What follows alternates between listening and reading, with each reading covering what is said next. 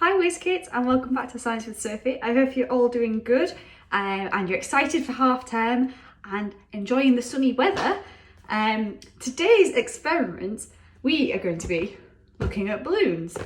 Now, so for our first experiment, we are going to be looking at something called static electricity. So you've probably done this before. A little fact about me is I'm actually scared of balloons, so this could go really well or really bad. But the first thing we're going to do is rub the balloon on our heads. So it might give you a bit of a funny hairstyle, but that just adds to all the fun. And we're going to see what happens when you rub a balloon and then see what happens when you put it near a can. Let's do this now.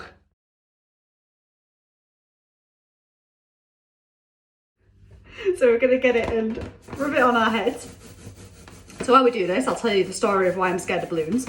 It's actually doing the exact thing that I'm doing right now.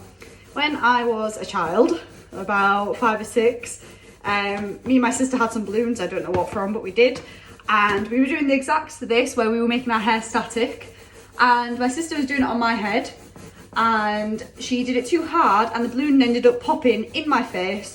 And it was very scary and made me cry a lot. And to this day, I am still scared of balloons. So I'm being brave today for all you Whiz Kids. And it's given me a nice hairstyle, so it's all okay. I've rubbed it on my hair for about a minute, so we're going to put it close to the can and see what happens. So if that didn't work when you rubbed it on your hair, it might just mean that your hair's not clean enough, so it didn't actually work on my head very well, which means I probably should wash my hair. But if it doesn't work, you can just use your clothing. That's what I did, and the can moved.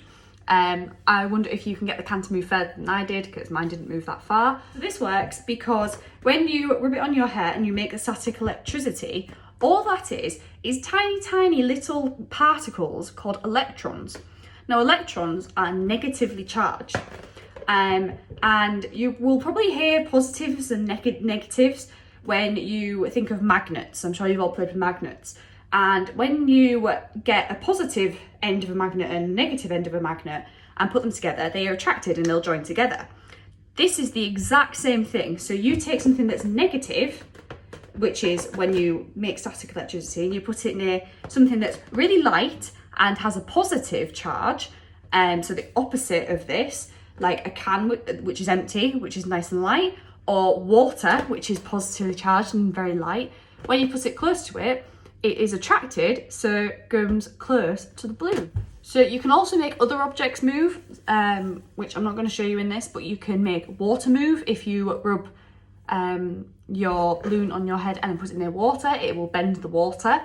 And different materials like that, different metal materials you can use as well. So why don't you give them a go? And let's go on to experiment 2.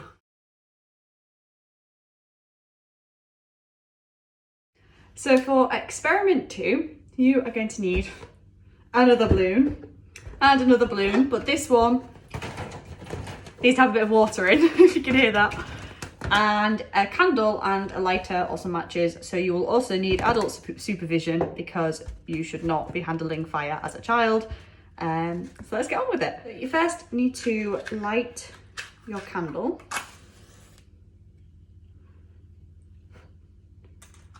Like this. And we're going to look at how to make a balloon fire resistant. So if you just take a normal balloon, I really hate popping balloons as well. This is Sophie facing her fears. So I brought my mum in because I'm too scared to pop the balloon. She's only 21 in a week. You're never too old to get your mum's help. So she's going to pop the balloon with the air in first, then I'm going to step back. Do you want me to do it now? Yeah. Woo! See, it pops straight away when it's just got air in. So we are now going to do the one with water in, and let's see what happens. So as you can see, Whiz Kids, it doesn't burst, and this is because the water is making a protective layer, so the rubber doesn't pop. Obviously this one did not pop, so we made a balloon fire resistant, which is really cool. This is because the water keeps the rubber nice and cool, so the rubber doesn't get too hot, which then makes it pop. And also, I don't know if you can see, there is a bit of soot on the bottom of the balloon, and this is because when you have a fire needs lots of air, lots of oxygen to be able to make it burn. And when you put a balloon close to it, it can't get enough air, which is what produces soot. And that process is called incomplete combustion. And that is everything. I hope you enjoyed, and I shall see you next week. Bye.